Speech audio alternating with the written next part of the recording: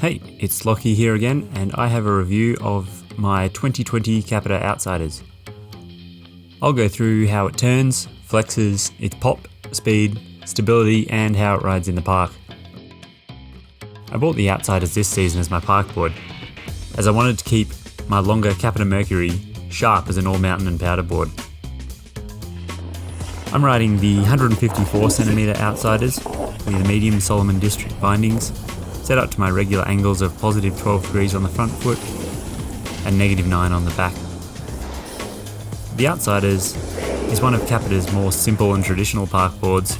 It doesn't really have any crazy features. It has the Park V1 profile, which is pretty much just regular camber, with a tiny flat section at the contact points on the nose and the tail. It has the P2 Superlight core, which is a mix of poplar and paulownia woods. It has a medium flex that Capita rate as a 6 out of 10, as well as a sintered base.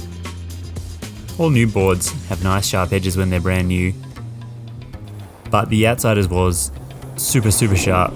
I rode it for a couple of days on hard packed and almost icy snow, and I had no problem at all holding an edge.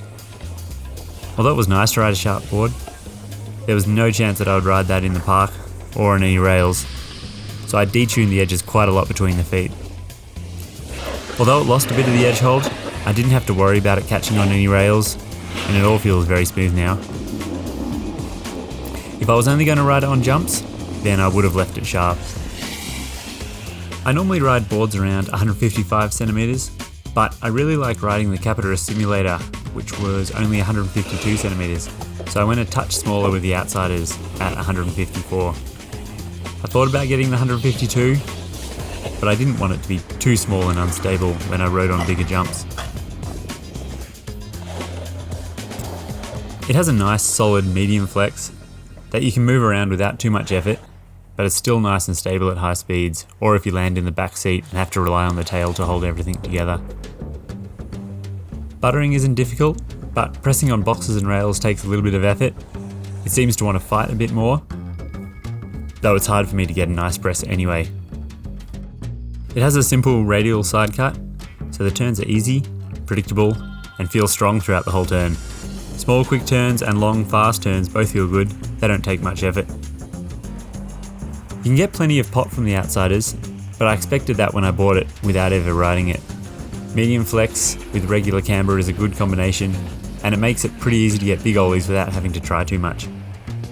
It has a nice and fast sintered base, and I've never had any problems getting enough speed for features or feeling that the board was slowing me down, even on almost flat cat tracks. I've ridden the Outsiders on a few powder days, but I wouldn't recommend it for that. It's not at all what it was designed for. The regular camber, twin shape, as well as the shorter length I have, make it hard to work in deep snow. It's a true twin board that has a centered stance and a radial side cut, so riding it switch is no different at all from riding it regular, so there's nothing to complain about there.